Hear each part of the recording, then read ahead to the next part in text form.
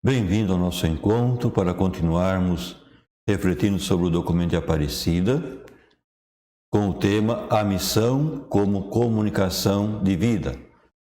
Temos como texto base Testemunhos de Aparecida. Começamos a olhar hoje a missão em sua modalidade de pastoral popular. Pelo que já foi dito, a missão dirigida às multidões que vivem sua fé segundo o modo próprio da piedade popular não se orienta a explicitar melhor uma ação invisível da graça, mas levar à plenitude uma maneira legítima de viver a fé.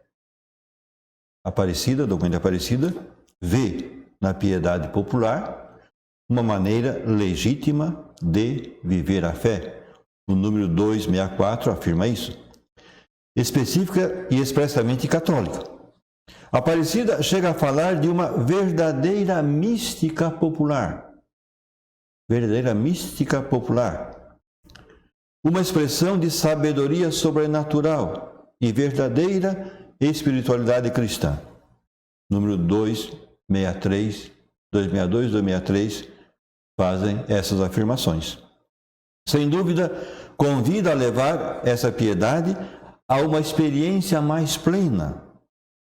Todavia, num contato mais direto com as Escrituras e na participação da Eucaristia. Reconheçamos que essa plenitude deveria resultar-nos imperiosa, se temos de fato um coração realmente missionário, que já implica nada mais do que propiciar participação na celebração comunitária da Eucaristia, desenvolvendo assim uma inserção eclesial mais plena. Ninguém pode negar que, se a ação secreta da graça num pagão reclama a plenitude eucarística, com maior razão é preciso dizer isso dos fiéis católicos que vivem sua fé com profunda devoção. Sem pretender buscar culpados, é bom ter presente que a atividade evangelizadora da Igreja deveria ocupar-se de eliminar os condicionamentos que impedem que a vida da graça presente e manifesta em milhões de fiéis católicos possa conseguir essa plenitude eucarística, a que tende por sua própria natureza, tal como as copas das árvores buscam incessantemente a luz do sol, como as suas raízes reclamam sedentas a umidade da terra profunda. Se é próprio da Igreja Católica possuir e oferecer uma plenitude dos meios de salvação, e o Concílio Vaticano II, no Decreto Unitatis Redintegratio, deixou isso muito claro, pelo qual a ela se orienta a vida da graça presente nos não cristãos, então se torna evidente que a essa plenitude são convidados particularmente aqueles que se reconhecem católicos. Com respeito à Bíblia, poderíamos dizer que falar de algo semelhante. Sem dúvida, convém fazer uma ressalva, já que a palavra revelada chega aos fiéis católicos de diversas maneiras, e não exclusivamente através do texto impresso em papel, do livro. O povo encontrou e lê também hoje a mensagem da Bíblia nas imagens, nos presépios, nas pinturas, nas canções e em tantos espaços e expressões que dizem o conteúdo revelado com outra linguagem. Não está determinado que essa luz da revelação deva chegar somente pelo contato dos olhos com um papel escrito. De fato, durante séculos, nos lugares onde a maioria da população não sabia ler, o Evangelho chegou a eles por caminhos mais sacramentais, pelos sinais, pelas imagens. De todos os modos, quando a Aparecida propõe procurar que a piedade popular se enriqueça num contato mais direto com a Bíblia, quer oferecer ao povo a alegria e a fecundidade que hoje encontram cada vez mais fiéis na leitura orante da palavra. Esse contato maior com a palavra é uma riqueza desejável para todos, em vista do amadurecimento e crescimento da fé e da vida cristã. Porém, recordemos também que tão pouco podemos aplicar tão claramente a essa multidão de fiéis o que a Redemptoris Missio, de São João Paulo II, chama de pastoral ordinária, ou seja, aquilo que normalmente acontece nas nossas paróquias, uma vez que não se trata dos serviços que ordinariamente se brindam aos fiéis que assistem com frequência os centros católicos.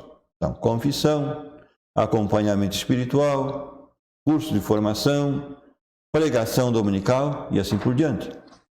A atividade missionária dirigida aos fiéis da piedade popular, que procura o crescimento de sua fé católica, toma outra forma completamente diferente, que se pode chamar pastoral popular. Pastoral popular. Tem algumas características que se assemelham à atividade missionária num sentido mais próprio.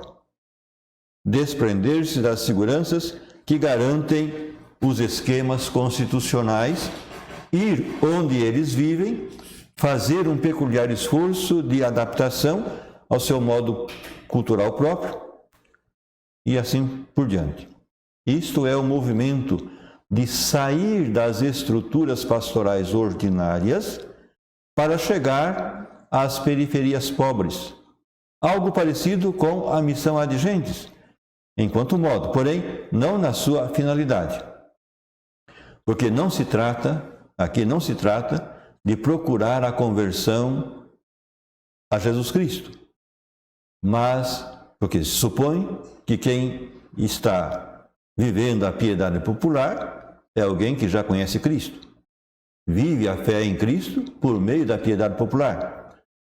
Então, aqui, a missão se torna concreta da seguinte forma: acompanhar, alentar e promover uma fé católica já viva, de maneira que possa seguir desenvolvendo com sua forma cultural própria no seio da Igreja Católica.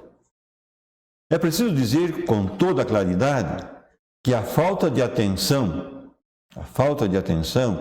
e às vezes o desprezo da piedade popular não fazem mais que propiciar que siga crescendo cada vez mais esse setor que já não se reconhece católico, seja para engrossar outras confissões cristãs ou, o que é na realidade muito mais preocupante, para integrar o setor que mais cresce, ou seja, o setor dos indiferentes e renegados. Hoje, quando se realiza censos, a gente observa como tem crescido o número dos indiferentes. De pessoas que já estiveram conosco, que participaram de nossa pastoral ordinária, vamos dizer assim, que de repente vai esfriando, deixando e se torna indiferente em relação à religião. Salta à vista, e não tem como negá-lo, que a fé popular hoje não se retroalimenta de modo mágico e infalível. Na América Latina, há países de maioria católica onde hoje os que se reconhecem católicos são menos de 50%. Isso faz pensar. Se é admirável que em países como o nosso Brasil, a fé católica foi transmitida de modo popular e espontâneo durante 5 séculos, 500 anos, em lugares onde o sacerdote aparecia muito de vez em quando, hoje está acontecendo que a transmissão da fé experimenta importantes condicionamentos e que já são mais de 35% que renegam o catolicismo. Por quê? Por quê? Qual a causa? Por isso, o documento de Aparecida reconhece com realismo: nossas tradições culturais já não se transmitem de uma geração a outra com a mesma fluidez do passado. É sério. Isso afeta, inclusive, esse núcleo mais profundo de cada cultura, constituído pela experiência religiosa, que se torna agora igualmente difícil de ser transmitido através da educação e da beleza das expressões culturais. A Aparecida constata isso, o documento constata isso no número 39, justamente quando os bispos estavam dando uma olhada na realidade eclesial da nossa América Latina. É necessário reagir a tempo ante esta novidade. Por quê? Muitas vezes, as linguagens utilizadas parecem não levar em consideração a mutação dos códigos existencialmente relevantes nas sociedades influenciadas pela pós-modernidade e marcadas por amplo pluralismo social e cultural. As mudanças culturais dificultam a transmissão da fé por parte da família e da sociedade.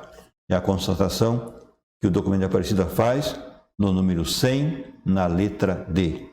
O número 100 tem diversos itens. No item D, encontramos isso que acabei de apresentar.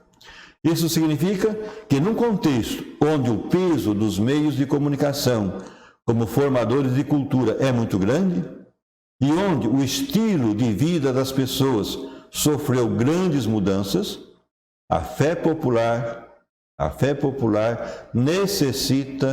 necessita de um acompanhamento mais próximo, um acompanhamento mais de perto. Seria ingênuo e suicida ignorar essas mudanças no sujeito social e as novas necessidades das pessoas, que se não encontram o que buscam nas estruturas católicas, se não encontram o que buscam nas nossas comunidades paroquiais, buscarão em outro lugar. É o que está acontecendo.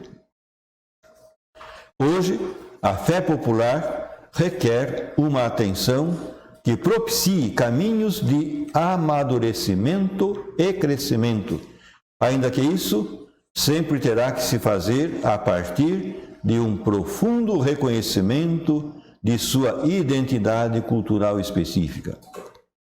Um especialista no tema, o padre Rafael Tello, convidava a estabelecer uma distinção adequada para respeitar a modalidade própria da pastoral popular.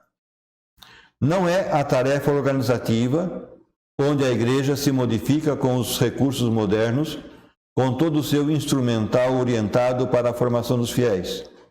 Através dessa linha valiosa, se chega somente a um setor muito reduzido da população. Só a uns 5%, se incluirmos aqui a todos os que participam frequentemente à missa dominical. Com a intenção de não chegar somente a um pequeno grupo, mas sim à maioria, é preciso uma segunda linha, que consiste em oferecer caminhos de expressão ao catolicismo popular. Se trata aqui da instituição eclesial que, a partir de suas estruturas, chega ao povo oferecendo o quê? Oferecendo espiritualidade, formas de culto, proximidade fraterna, uma ajuda material e assim vai as ações que precisamos realizar. Aqui se inclui, por exemplo, os atos massivos festivos, as grandes concentrações para celebrações, a organização de peregrinações, as grandes romarias, as missões paroquiais que chegam a todos os lugares, sempre a partir das estruturas eclesiásticas. Isso, na realidade, todavia, não é a pastoral popular. Existe ainda uma terceira linha pouco desenvolvida, que é a que mais propriamente pode chamar-se assim, pastoral popular, e que não deve confundir-se com a anterior, ainda que também ofereça vias de expressão ao massivo catolicismo popular. A chave para distingui-la está em precisar quem é o sujeito que evangeliza. E se o povo se apresenta principalmente como receptor que acolhe, ou sobretudo como sujeito criativo, então essa terceira linha consiste em preparar os quadros do mesmo povo para animar e fortalecer a evangelização ativa do povo. Padre Tello explica que a pastoral popular trabalha a partir de um quadro popular, formado por gente do povo, que ainda sendo católica, não atua como membro da igreja institucional. Esses podem atuar para conseguir um objetivo puramente temporal, com o espírito cristão, ou para um fim religioso, levar para a Virgem, organizar festas religiosas, assim por diante, sem que por isso deixem de ser quadro popular. Se trata então de aceitar e promover o surgimento de líderes populares como agentes evangelizadores, respeitando sua modalidade cultural característica e suas necessidades específicas. Se não se assume a necessidade de acompanhar piedade popular nessa forma de pastoral popular, seguiremos favorecendo a debilitação da fé de multidões de pobres que seguirão abandonando a Igreja Católica.